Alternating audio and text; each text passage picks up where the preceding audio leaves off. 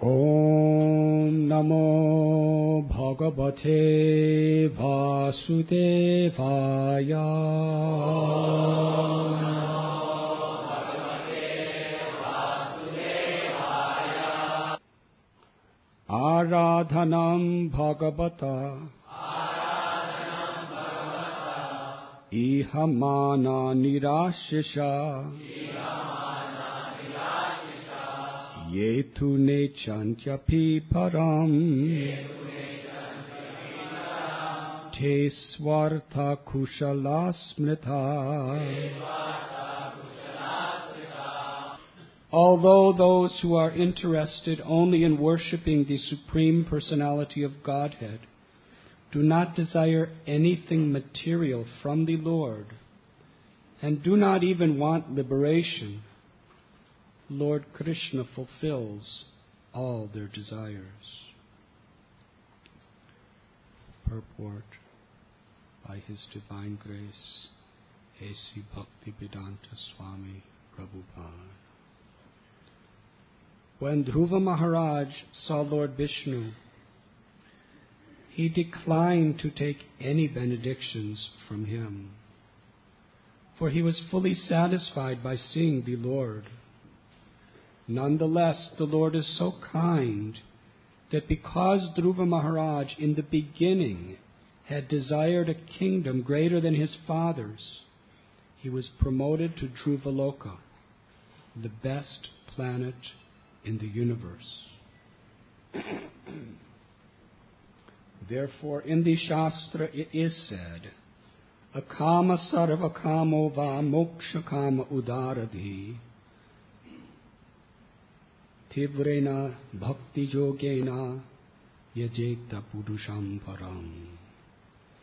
A person who has broader intelligence, whether he is full of material desires, free from material desires, or desiring liberation, must by all means worship the Supreme Whole, the Personality of Godhead. Srimad Bhagavatam 2.3.10. One should engage in full devotional service. Then, even though he has no desires, whatever desires he previously had can be fulfilled simply by his worship of the Lord. The actual devotee does not desire even liberation. Anyabhilashita sunyam. The Lord, however, fulfills the desire of the devotee by awarding him opulence that will never be destroyed. A karmi's opulence is destroyed, but the opulence of a devotee is never destroyed. A devotee becomes more and more opulent as he increases his devotional service to the Lord. Today from Srimad Bhagavatam, Canto 6, Chapter 18, entitled Deity Vows to Kill Indra. Text 74.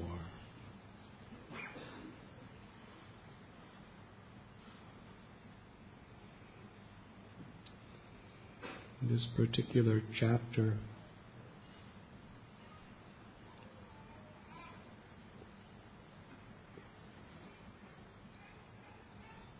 is quite mysterious in its revelation of the greatness of devotional service. We find here Diti, wife of Kashyapa Muni, who is the mother of the race of Asuras, demons.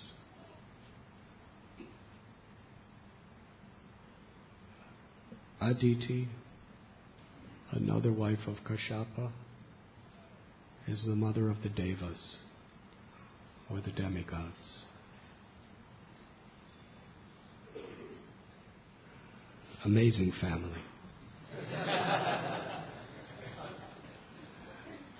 Can you imagine being a husband with two variegated wives like this? But it was Kashyapa Muni's service to the Supreme Personality of Godhead to generate these two races.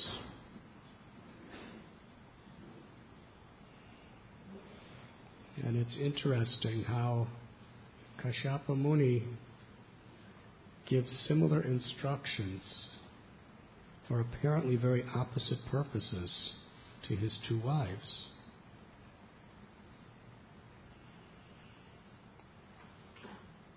Later on in the 8th canto of Srimad Bhagavatam, we read how Aditi is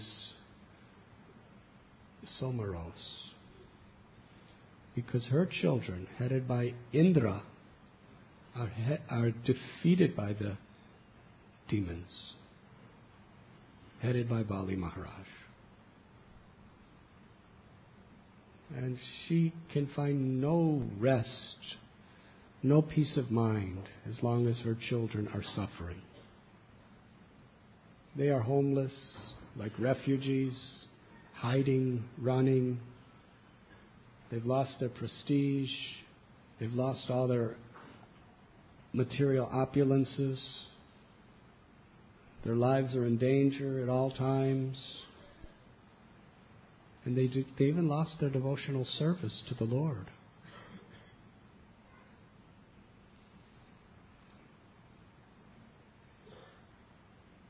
Kashyapa Muni comes out of his meditation and he sees that she is lamenting terribly. And because he loves her so much, she's so chaste, so faithful, serving him so nicely, he could not tolerate her lamentation. He asked what she wanted. She wanted a son who would protect her son Indra and all of the demigods. So he instructed her in the Payavrata, which was a particular type of austerity in order to satisfy Lord Vishnu. Knowing that if she just satisfies Lord Vishnu through this careful observation, her desires would be fulfilled. And she followed it very, very carefully. And the result is the Supreme Lord appeared to her and agreed to become her son, Vamanadev, younger brother of Indra. So to satisfy one wife, Aditi, he is giving her a ceremony, a particular tapasya to perform to please, sacrifice to please Vishnu, to protect Indra. Now in this particular story, Diti, another wife, she's frustrated because Indra won.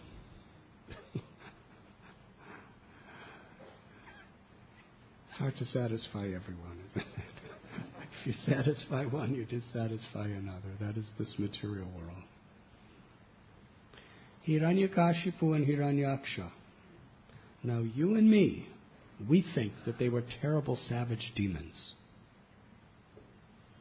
But to a mother, not at all. To mother, they were pious people.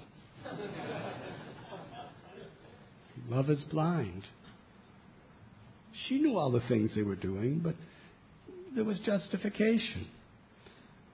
The real rascal was Indra.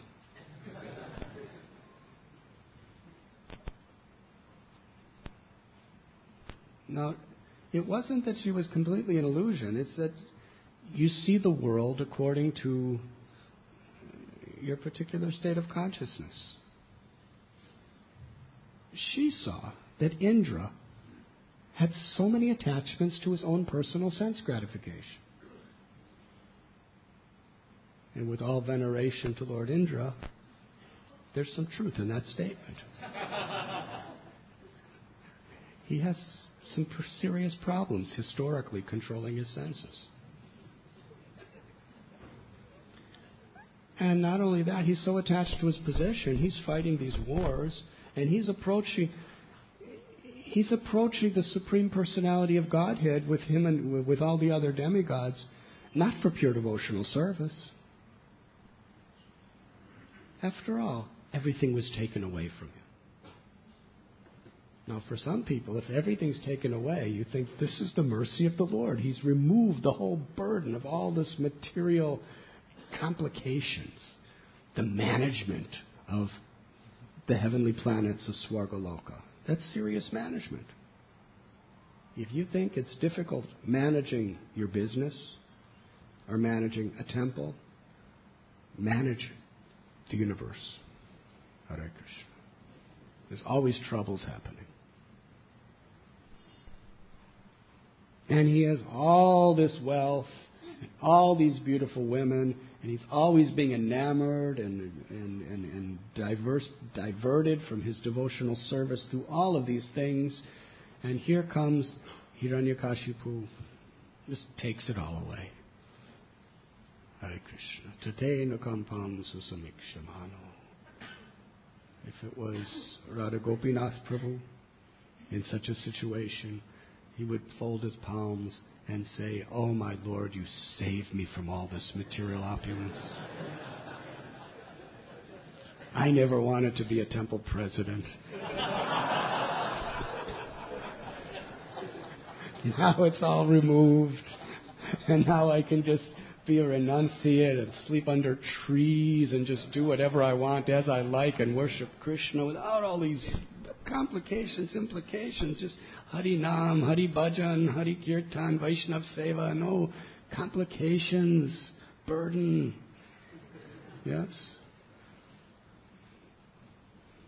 But Indra, he was praying to the Lord, "Please, please, give me back my service.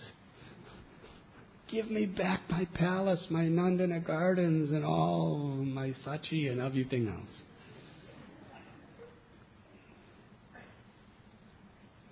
But it wasn't happening.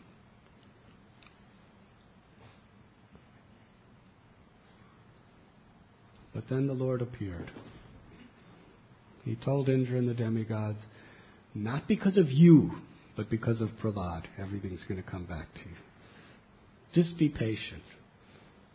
When Hiranyakashipu sufficiently offends the devotee Prahlad, then I will come as Lord Narsinghadev and restore everything to you." So here is Hiranyakashipu.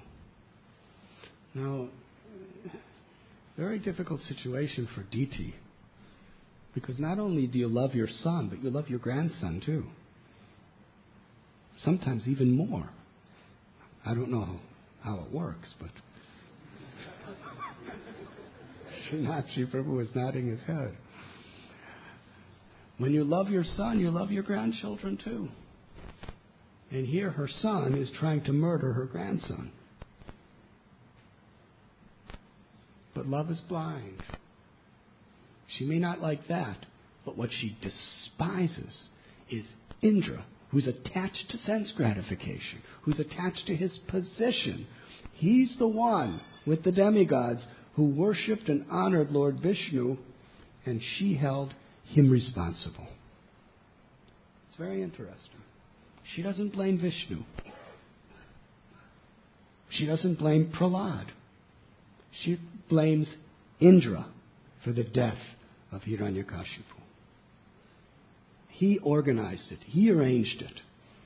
Why? Because he's too much attached to his own prestige and material enjoyment. And I cannot tolerate this. Because of his sense gratification, he killed my two children, Hiranyaksha, Hiranyakashipu. He must be killed. She could find no rest as long as he was living after her children were dead. She was very intelligent. She knew the powers of her husband, Kashyapa Muni. So she served him very nicely. It is a principle. If we want the favor of the Supreme Lord, we must please the devotees. We must serve the devotees. She understood the powers of her husband, and she understood his connection to Vishnu. She served him so nicely, so humble, just willing to do anything and everything for him, always offering him sweet words, beautiful smiles. She was just his and all his in every way. And affection melts the heart. So Kashyapa Muni, his heart really melted by his wife's sweet, gentle behavior. She did everything for him and anything for him. Therefore, his heart was obliged to reciprocate spontaneously. He asks her, "What can I do for you? What would you like? I will fulfill your desire. You have fulfilled all my desires, now I reciprocate. I will fulfill your desires. What is your wish?" And she expressed her mind. If Indra killed my children for a high moral purpose, it is excusable. But no, this man is a rogue. He is addicted to his own sense gratification. And for that purpose, with the help of Vishnu, he killed my 2 children. I cannot tolerate this. My 2 children are dead because of him, and he's living. There can be no peace in my mind. I want to give birth to a son who will kill Indra.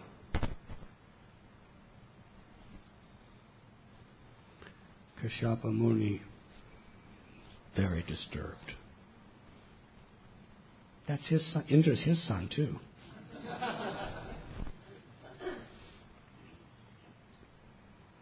And he condemned himself. Why did I fall in this trap of offering her a benediction? And he said so many things. Go back and read the Bhagavatam if you want to. He was very disturbed. Very disturbed. He just fell in this trap. She was serving him so nicely in all of this just for the purpose of having his own son killed. And Kashyapa Muni understands that Indra, he has his problems, but he's a Vaishnava. And he's doing great service to the Lord on behalf of the Lord. What a terrible offense would be to kill him. But at the same time, a great soul does not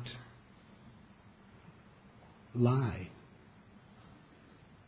He gave his word. Great personalities live and die to maintain their vows.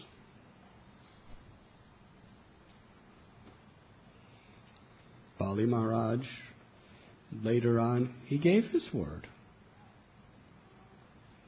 to little dwarf Vamana. You want only 3 steps of land, you may take it. Shukracharya was very much disturbed. He told Bali that this is Vishnu in disguise. He's going to expand himself. In 2 steps, he's going to take everything away from you. And then he's going to imprison you, humiliate you. You won't be able to fulfill his desire. Don't give him anything. And he gave him shastric justifications of how it was not against moral principles to lie under emergency situations. And then Shukracharya said, if you give him, I will curse you.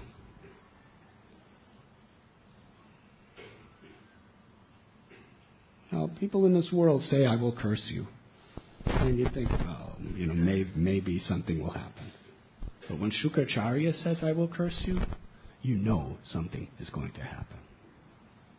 Who is Shukracharya? Previous to this incident, Bali Maharaj, after the churning of the ocean of milk and that great fight and battle after Mohini Murti gave the demigods all the nectar, the demons were slaughtered. Bali Maharaj was killed. All the leaders of his camp, they were killed. Their limbs, some of them were crushed, severed. There was nothing left. The demigods were triumph. Shukracharya, he performed a yajna and chanted mantras. He brought all of the demons back to life, restored their cut off limbs, their crushed organs, and made them more powerful than ever. So Bali Maharaj was dead, brought back to life by Shukracharya. And with the help of the descendants of Bhrigu, Hare Krishna, he was able to get such power, he conquered over Indra and took the entire universe for himself. Now this was all by the grace of Shukracharya. And Shukracharya is saying, no, do not give this dwarf anything, or I will curse you. What would you do? You have everything to lose. And apparently, the only thing you have to gain is keeping your promise. Yes? Shukracharya didn't tell him the very end of the story. He told him what would happen up to a certain point. You'll lose everything. You'll become a prisoner. All your self-respect, all your dignity, all your wealth, all your followers, everything finished. You'll just be a slave, a prisoner. That's it. Bali understood. Shukracharya, he's not a bluffer. He knows what he's saying. So he had everything to lose and only one thing to gain: to preserve his honesty. Very serious. Bali Maharaj decided Mother Earth can bear anyone except a liar. She can bear mountains, she can bear oceans, but she cannot bear the weight of someone who does not keep his or her word. And beside that, if this dwarf is really Vishnu, then he has his free will. And he said to Vamanadev, take your 3 steps. Hare Krishna. Vamanadev did. And everything Shukracharya said came true. He ended up with nothing except being bound by the ropes of Varuna, and he was a prisoner. And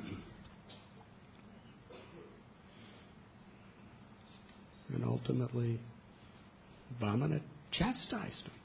He said, you promised me 3 steps. I already took everything you have with 2. You owe me another step. Where am I going to put it? He was standing. Couldn't even move.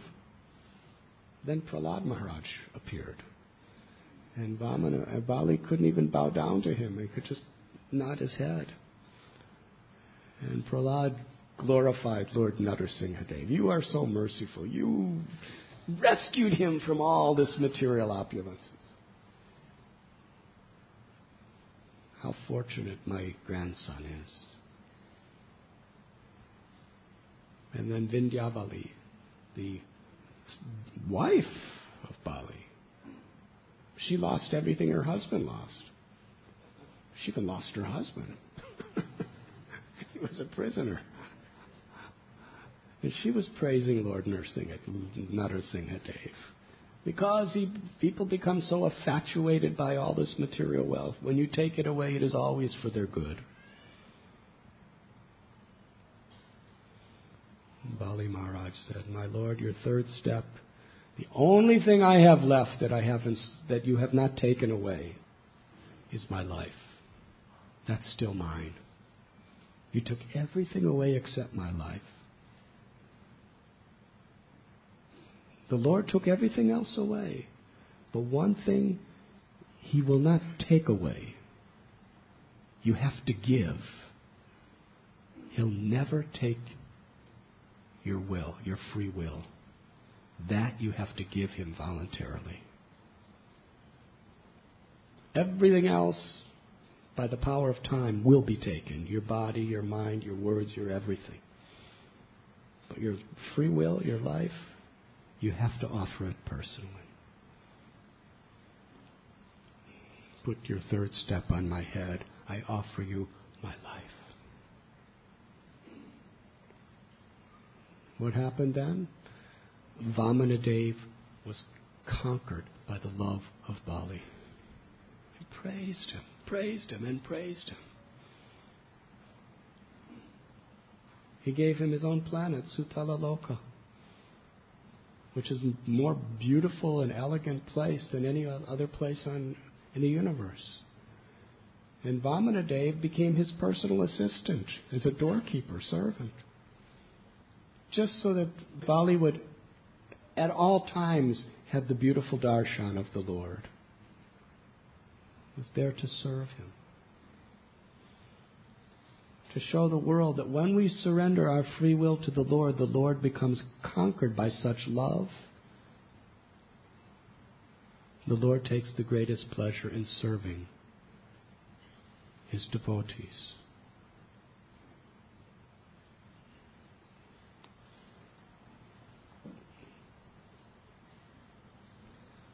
So that was the instruction of Kashyapa Muni to Aditi.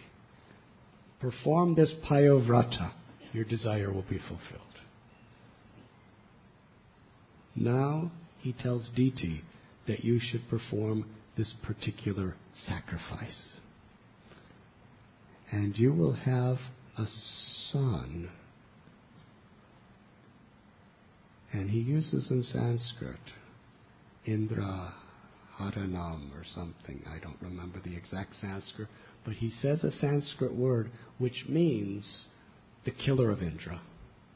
But it also means the follower of Indra. Hare Krishna. Sanskrit is a very mystical language. Same words. Depending on the particular context, it could mean the killer of Indra or the follower of Indra.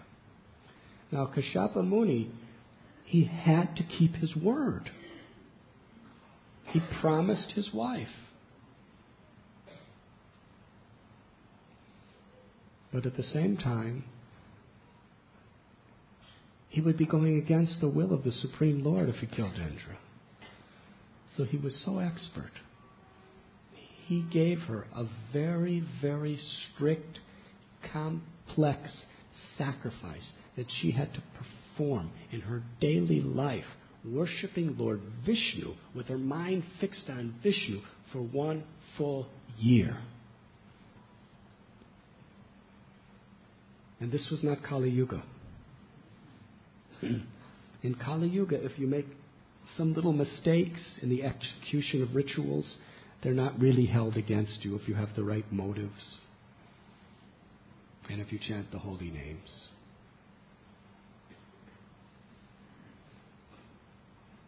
It's interesting, going back a little.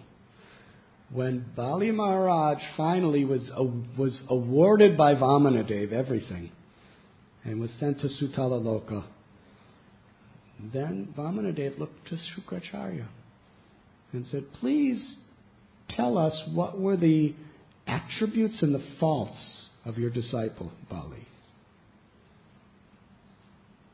Shukracharya, just by watching this whole scene and having the association of Vamanadev, he became so purified in his heart. He said, there is no fault. If one's endeavor is to please the Supreme Personality of Godhead, and the Lord is pleased, then everything is auspicious. Even if there may be so many mistakes in the pronunciation of the Sanskrit, if there was so many mistakes in the recitation of mantras, in the execution of the particular rituals according to the time and the place and the circumstance and the particular methods, any little tiny mistake in those things could create havoc. From a karmakanda point of view. But if the Lord is pleased by one's endeavor, everything is auspicious. And then he said, simply by chanting the holy names of the Supreme Lord, everything becomes auspicious. And that is what happened. So here, Kashyapa Muni gives her such a complex, difficult sacrifice to perform. But it was all to fix her mind on Vishnu, all for the worship of Vishnu. He knew that two things would happen. One, she would get completely purified because she's worshipping Vishnu for a year. And she would lose her antagonism to seek revenge toward Indra. And two, she had to make a mistake sooner or later because there were just too many intricacies. But she was so determined. She followed every regulative principle of that yajna exact.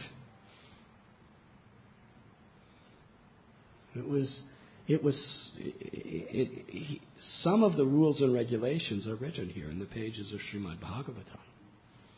Every detail of her life was so very scrutinizingly subject to rules and regulations. And Indra, he understood what she was doing. So somehow or other he came and he started serving her really nicely. And he was serving her, but not out of love and devotion. He had his ulterior motives. But he served her so nicely. And one night, she happened to be so tired from doing all this sacrifice all day for weeks and weeks and weeks. She had to do this for a year, impeccably. One mistake in a whole year, and everything goes havoc. Hare Krishna. And it's a 24-hour day ritual. But after all these months go by, and Indra was really getting depressed because she wouldn't make a single mistake. But finally, she fell asleep. She just happened to fell asleep after she ate, before she washed her mouth out. Now that's a serious mistake.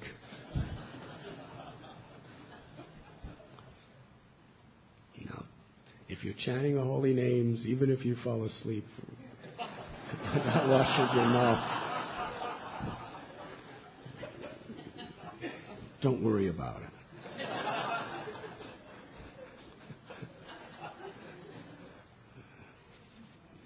But as soon as she fell asleep, because she didn't wash her mouth out, she wasn't protected. And Indra entered into her womb, and with his thunderbolt, he chopped that child that was given to her by Kashyapa Muni. Chopped it. The child was taking birth. It's in the womb. chopped that child into 7 pieces. But because that child was born due to sacrifice for Vishnu, all of a sudden it became 7 little kids. So he became even more frustrated and chopped every one of those kids into 7. Now there were 49 children in her womb. Hare Krishna. Now you may think this is unbelievable, but there are people who think you're unbelievable too. The ants, the cockroaches, they think you are unbelievable. Because you are to them. Well, to the demigods, if they're not unbelievable to us, what's the use of there being demigods? We're ants compared to them.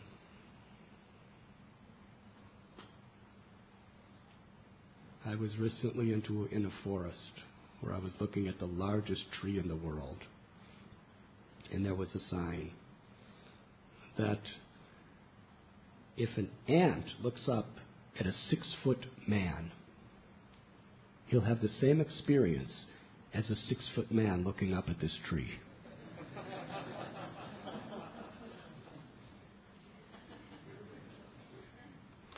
Now, I'm only 5'6". So I realized, compared to this tree, I'm less than an ant.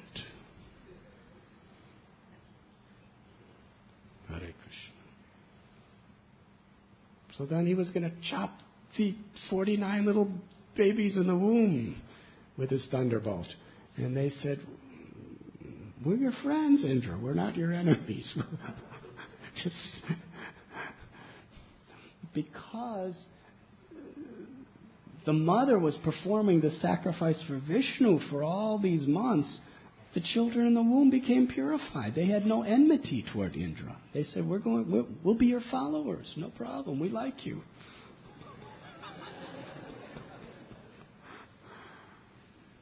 So then Diti wakes up, and Indra's sitting next to her with 49 children. And they're all her children. They were born before she even woke up.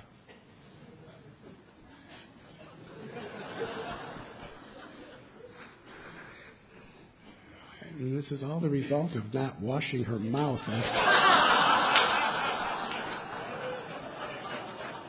after eating vegetarian prasad, too.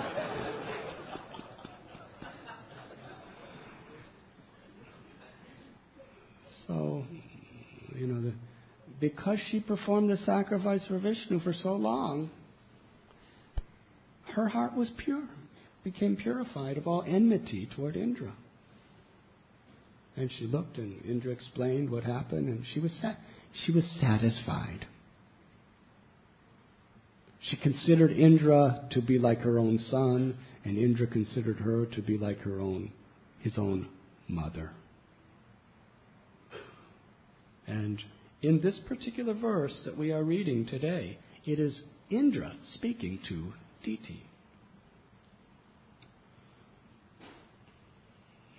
I'd like to read you, because some of you may not have been here. Diti said to Indra, "My dear son, I adhered to this difficult vow just to get a son to kill you 12 Adityas. I prayed for only one son, but now I see there are 49. How has this happened? My dear son, Indra." She says, "My dear son, Indra." You see, already we see all of her enmity has been removed by her devotional service. "If you know, please tell me the truth. Do not try to speak lies." And Indra, even through this whole experience, he became very sober. Indra replies, "My dear mother, because I was grossly blinded by selfish interest, I lost sight of religion. When I understood that you were observing a great vow in spiritual life, I wanted to find some fault in you. When I found such a fault, I entered your womb and cut the embryo to pieces. First, I cut the child in the womb to 7 pieces, which became 7 children. Then cut each children into 7. By the grace of the Supreme Lord, however, none of them died. My dear mother, when I saw all 49 sons were alive, I was certainly struck with wonder. I decided that this was a secondary result of your having regularly executed devotional service in worship of Lord Vishnu. And today's verse, although those who are interested only in worshiping the Supreme Personality of Godhead do not desire anything material from the Lord and do not even want liberation, Lord Krishna fulfills all their desires.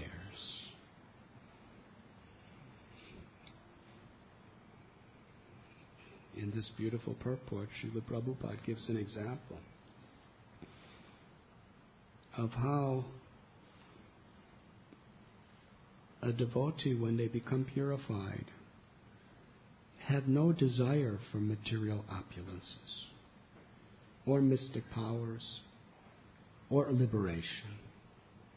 Anyabilashita sunyam jnana karmanya navrata anukulena krishnanu shilaram bhaktiruttama.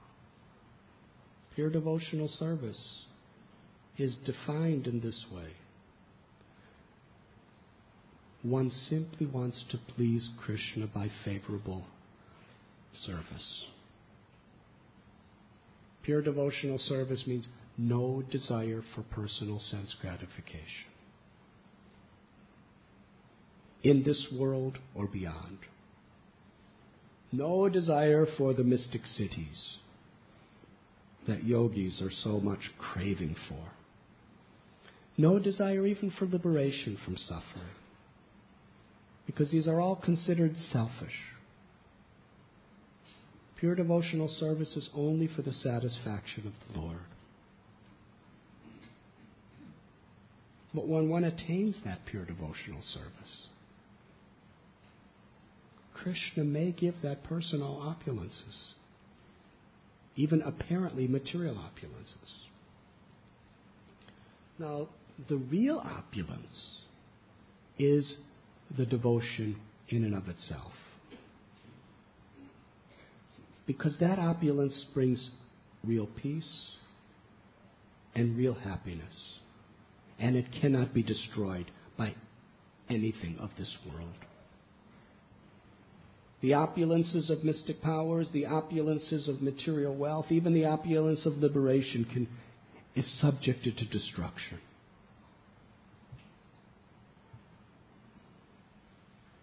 But the real treasure of bhakti is never destroyed. Neha vikramanasvasti pratyavayonda vidyate swalpamapyasya dharmasya trayate mahatopaya. Any endeavor on the path of bhakti is never lost. Time itself cannot touch that which is transcendental, which is devotional service. So that is real opulence. Nothing else has any true value except whatever progress we make on the path of bhakti.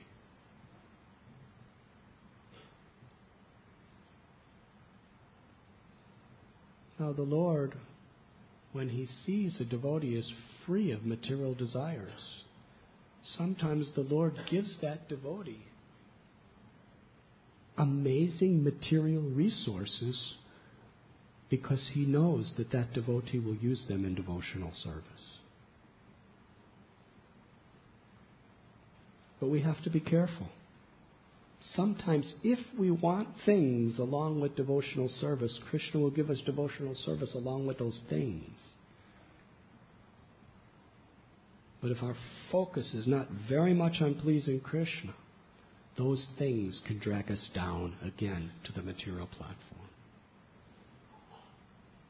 Dharmasya hyapavargyasya nartothayopakalpate Sometimes Krishna gives us rewards for our devotional service in the form of material intelligence, material resources. But if ever we think they are for me, we can be diverted from the path of bhakti, become proud, and fall down. But we see in many cases devotees who want nothing, Krishna give them everything. Prabhupada is giving an example of Dhruva Maharaj. Dhruva Maharaj wanted a kingdom greater than his grandfather, Brahma, his great-grandfather. But by worshipping Lord Vishnu, similar situation to Diti. It's very similar. Kashyapa Muni gave her such a very, very difficult vow of devotional service to the Lord that she became purified of all of her desires to kill Indra. So similarly, Narada Muni gave Dhruva Maharaj a very difficult form of devotional service. Chanting the holy names, worship the deity, fasting, performing very difficult asanas. He became purified through the process of meditating on the Supreme Lord. Om apavitra pavitro va sarvavastam gato piva yasmadek pundarikaksham sa bhayabhyantara suchi.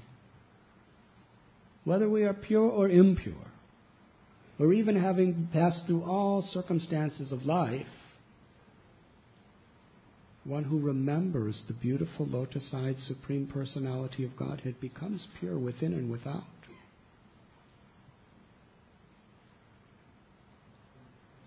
Diti was remembering Krishna 24 hours a day. She became pure. Kashyapa Muni tricked her. And in the same similar way, Narada Muni teaches Dhruva Maharaj, just keep your mind fixed on Krishna. By chanting his holy name, by worshipping his deity, by meditating on the beautiful limbs of his divine form. And when Vishnu came before Dhruva was offered any benediction, and he wanted nothing material. I was looking for broken pieces of glass, of power, prestige, and wealth. But I have received the unlimitedly rare jewel of your loving service. But then what did the Lord do? He gave him pure devotional service, but then he gave him the entire kingdom of the world. And ultimately Dhruvaloka, which is a Vaikuntha-type planet better than Brahma's. So he got everything, best of both worlds. Because the Lord understood, I can entrust all this to him because he's now my pure devotee. He will use everything in my loving service. So many examples of this. Rupa Goswami, Sanatana Goswami, they had so much wealth. And they gave everything up for the supreme wealth of living in Vrindavan. Now, materially, it didn't appear that they were wealthy. They were wearing loincloths, kopan, begging for some very, very cheap foods, madhukari. They were sleeping under different trees every night.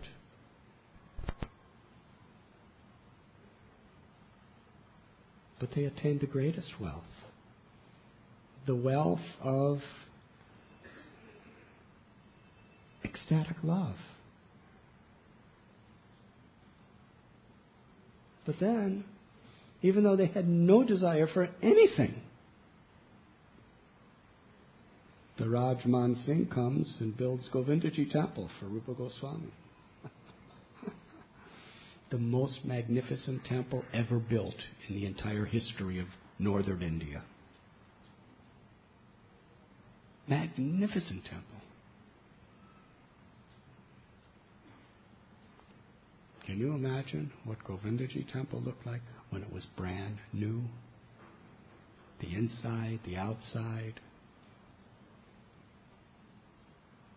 Aurangzeb and so many people after him, they came and they plundered all the jewels, all the gold, everything that was there inside and outside the temple. They even knocked down 4 stories. Yes? But can you imagine what Govindaji temple was like then? Even today it's the greatest temple. Rupa Goswami didn't want anything except to sleep under a tree. But the Lord gave him the most beautiful temple to worship his deity. He gave so many followers. And Sanatana Goswami, he gave up everything, sleeping under trees. Madan Mohan came, he was worshipping under a tree.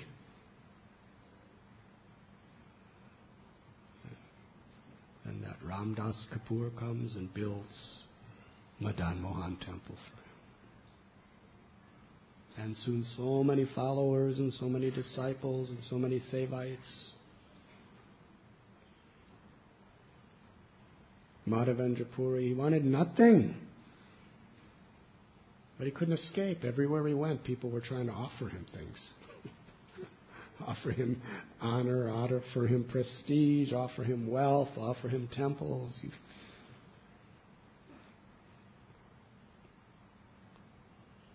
And our own Srila Prabhupada, he came to America with $7, 40 rupees. It's less than $1 now. He knew no one. And in a few years, temple in Mayapur, temple in Bombay, beautiful marble temple in Bombay, temple in Vrindavan, temple in Hyderabad, all brand new, built from nothing. Hundreds of millions of books being distributed. Almost 108 temples all over the world. Some big cathedrals converted into Krishna temples. Palaces converted into Krishna temples. Thousands of devotees being given airplane tickets wherever he wanted to go. He didn't want anything. On the Jaladuta, he didn't pray to Krishna, give me temples, give me airline tickets, give me disciples. He only prayed, Krishna, just let me be your puppet. Just speak through me, that's all. Just somehow reach the hearts of these people. Krishna gave everything. Because here was a person who he could entrust it to, and it would be used in his loving service.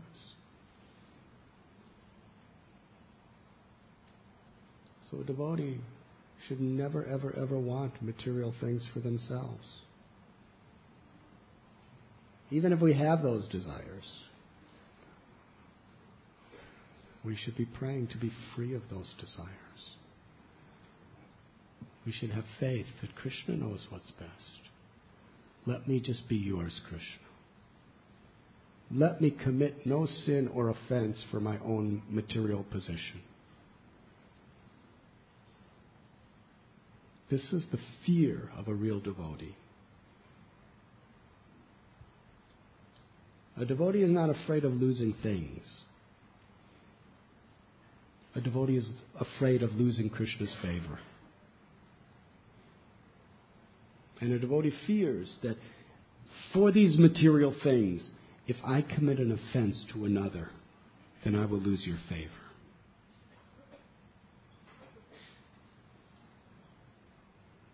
Because our real wealth is our devotion. There is no other wealth. We must be convinced of that. Krishna may give everything, Krishna may take everything away. But if we are sincere, we are most fortunate.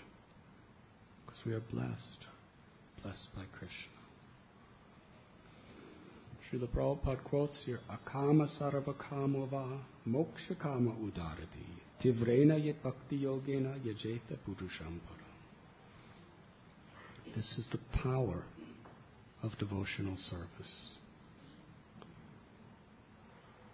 Many examples of people who come to Krishna for material sense gratification, for mystic powers, for liberation, or people who come to him for pure devotional service.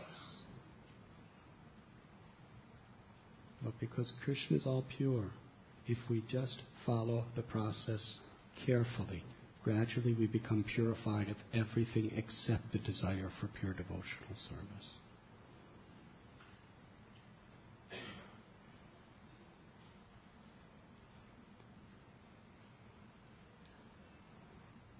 But we should be careful, because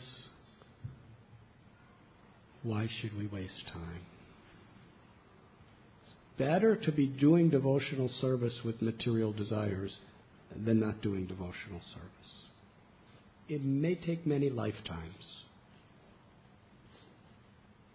but still, at least you're in the right association with the right process to bring you to the goal. For if we're doing devotional service with material desires, Krishna may fulfill our material desires, but then ultimately, once we have them all, he frustrates us so bad that we lose our attachment to them. He may do like that.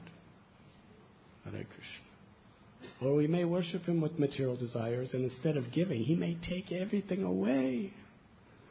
Hare Krishna. There are so many ways Krishna will ultimately bring you to his lotus feet.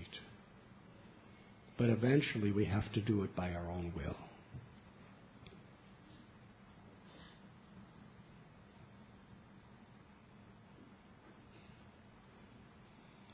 Like that beautiful letter that Prabhupada wrote to a devotee who was very much diverted from the path of bhakti.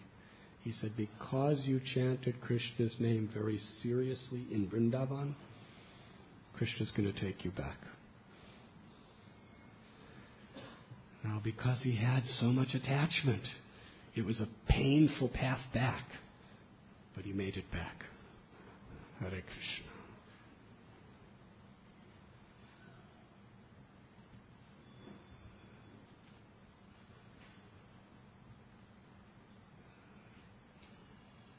Kashyapa Muni, such a great soul.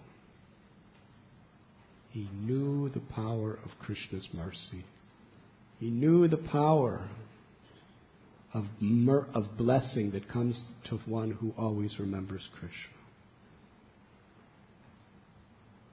And what was that power? That her envy and her enmity was ultimately destroyed by always remembering Krishna. So let us always remember Krishna, never forget Krishna. That is the path of bhakti. Thank you very much. Is there any questions? Yes.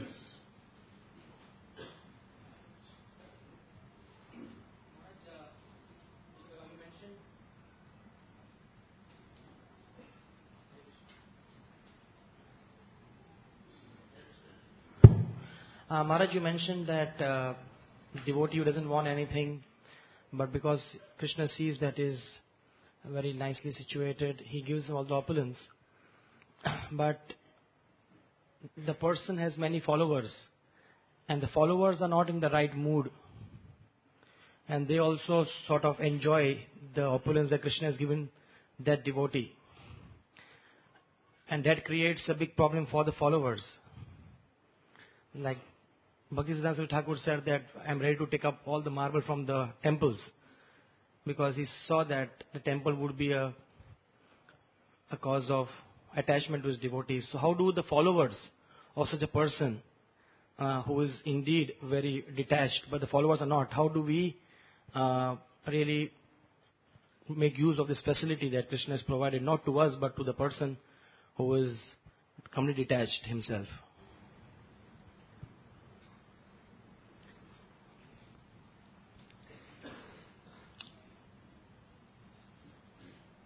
To enjoy Krishna consciousness is Krishna consciousness. If Srila Prabhupada built wonderful temples in Mayapur, he built it so the devotees could come and enjoy. He built a temple in Vrindavan for devotees to come and enjoy, but not enjoy for their own selfish interests. Prabhupada wanted devotees to be happy in Krishna consciousness. And every devotee should want to bring other people happiness in Krishna consciousness. We should not misunderstand our Siddhanta to think that the more devotees suffer in Krishna consciousness, the better off they'll be. So let me be an instrument of Krishna to make them suffer. Hare Krishna. I've seen devotees who've done that. And eventually, all the suffering they subject their followers to, they have to suffer many times more. Because they're supposed to be trying to make the devotees happy. Suffering naturally comes in the path of bhakti. But we should try to give a happy environment for devotees. Yes?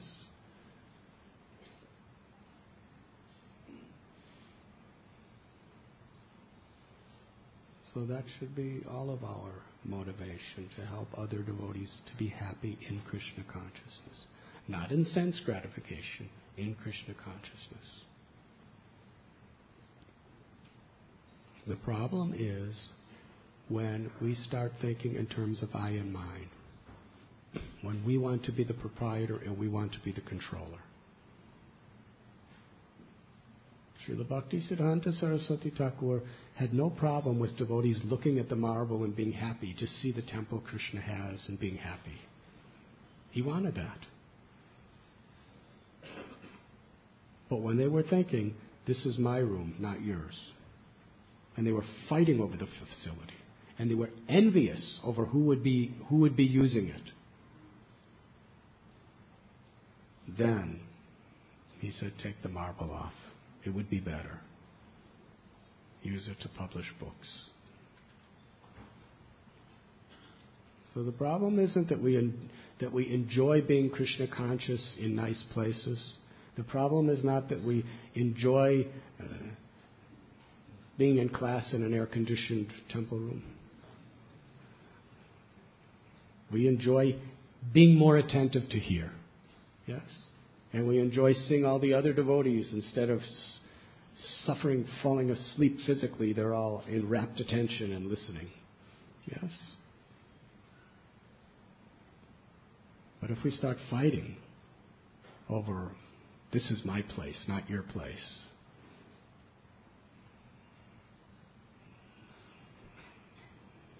that envy,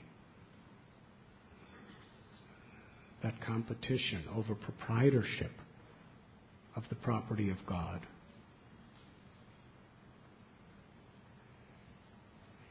is extremely dangerous. That is what we have to watch out for. To come and utilize nice facilities and be happy serving Krishna and helping others to be happy serving Krishna in that situation is very good. Krishna has provided it so that you could come and be happy. Yes? But happy in devotional service. But when we want proprietorship, when we want control, and when we become envious of others, then everything is spoiled. That is what we must be very much on guard against. Does that answer your question? Any other detail of the question that is uncovered, not uncovered?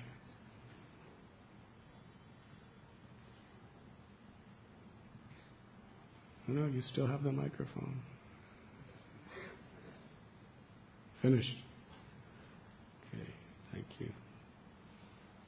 Govinda Prabhu, you always have a purport to everyone's question.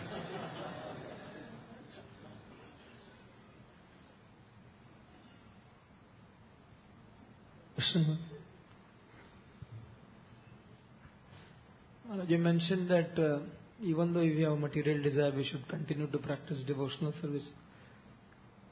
But when we come to Krishna consciousness and start practicing, and we hear the philosophy that we should not have material desires, and suddenly we start exhibiting material desires. But then that also causes disturbance in the heart of other devotees. They may stop practicing devotional service, seeing our material desires. So how is that devotee has to deal with? Because of his exhibition, by expressing his material desires and enjoying the facilities what comes with his devotional service, other devotees, they feel they lose faith in that devotee and they stop practicing devotional service. So what should we do in that condition? If we're hearing properly, we understand what is real Krishna consciousness.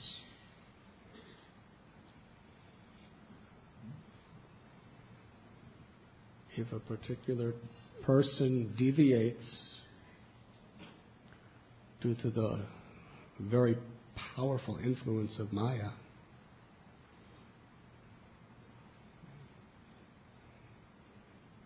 through Guru, Sadhu and Shastra, we understand what happened. Why should we lose our faith?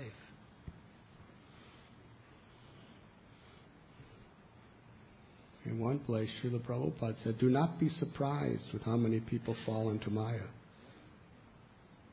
Be surprised with who stays in Krishna consciousness. Because Maya is very powerful. Of course, if the association is very strong and very nice, then almost everyone can stay.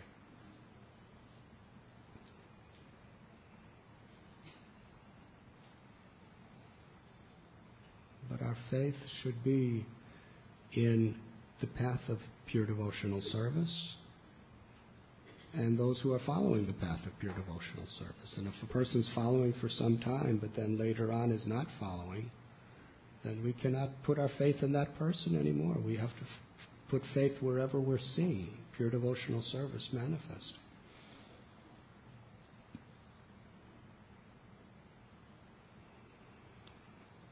Does that answer your question?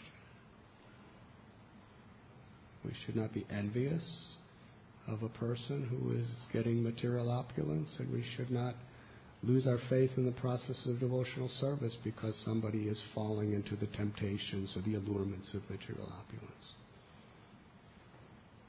We should try to save them if possible. And if we can save them, that's a wonderful service.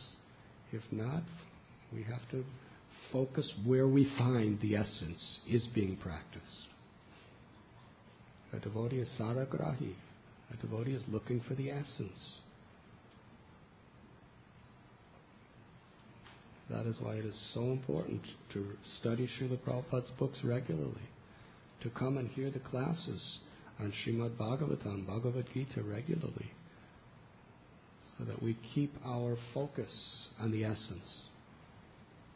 Otherwise we can be distracted.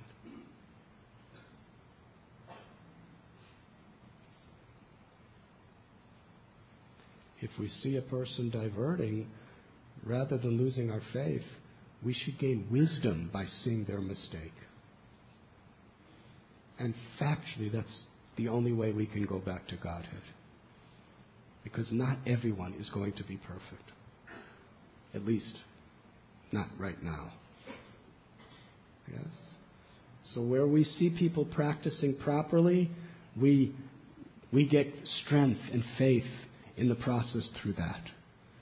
And when we see people deviating or falling down, we get wisdom on the traps and allurements of Maya that we have to watch out for very carefully.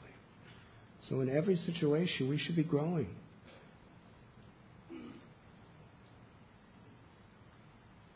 Yes, Radhe Shyam Prabhu. Hare Krishna. Hare Krishna. Thank you, Maharaj, for such an enlightening class, Maharaj.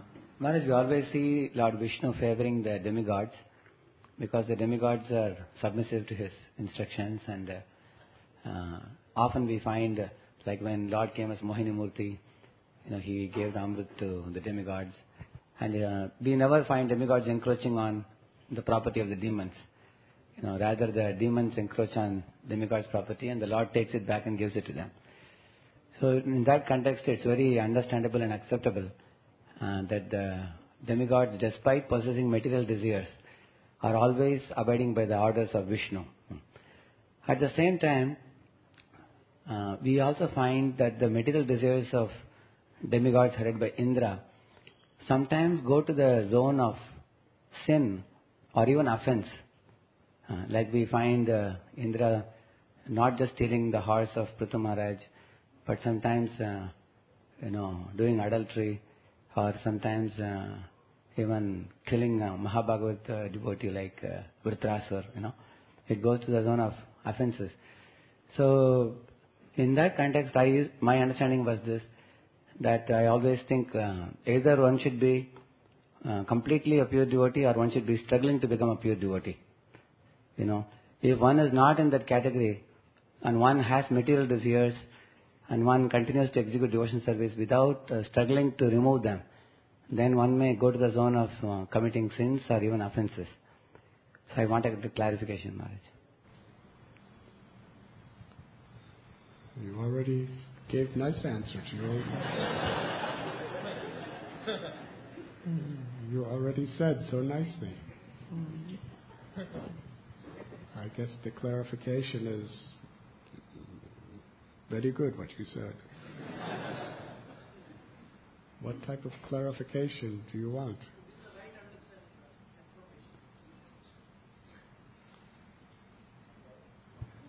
Krishna. Maharaj, actually sometimes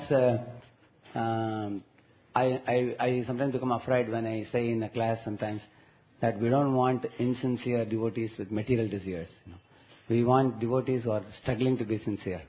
Otherwise, if somebody has material desires and maintains them and goes on with them thinking that everything is all right.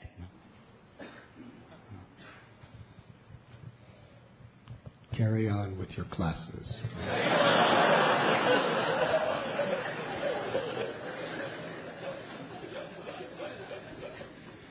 You are giving first class to the class. Excellent. Lord Chaitanya Mahaprabhu came to teach pure devotional service. And that is why Rupa Goswami begins the whole Bhakti Rasamrita Sindhu with this verse, Anyabhilashita Sunyam. The whole purpose of Chaitanya Mahaprabhu's mission is to practice the pure devotional service, not wanting material desires, either temporal sense gratification, mystic powers, liberation, or anything else, only the pleasure of Krishna. That should be our focus, and that should be, no matter how many material desires we have, we should be struggling to fight against them. We should tolerate them and carry on with the motive of pure devotional service. That is the path of Sri Chaitanya Mahaprabhu. Sarvadharaman parityaja mam ekam sharanam vraja. That is the path of Bhagavad Gita.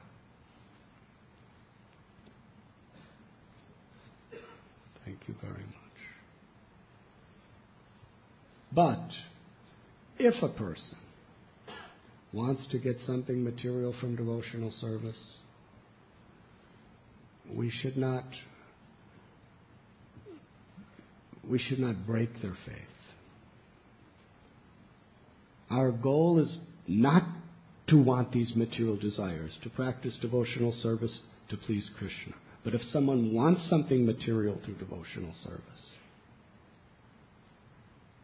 we can try to elevate them to a higher platform, but we should not stop them from following devotional service.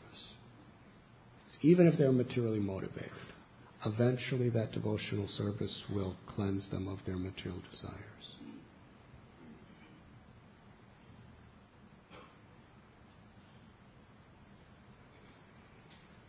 Hare Krishna.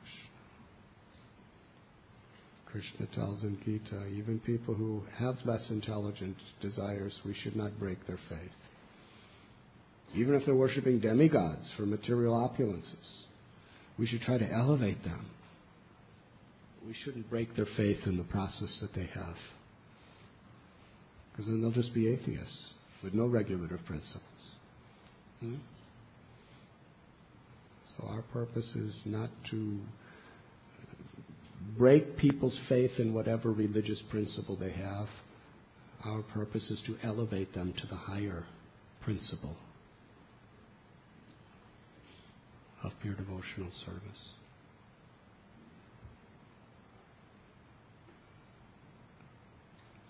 Thank you very much. Srila Prabhupada ki Go Premanandi.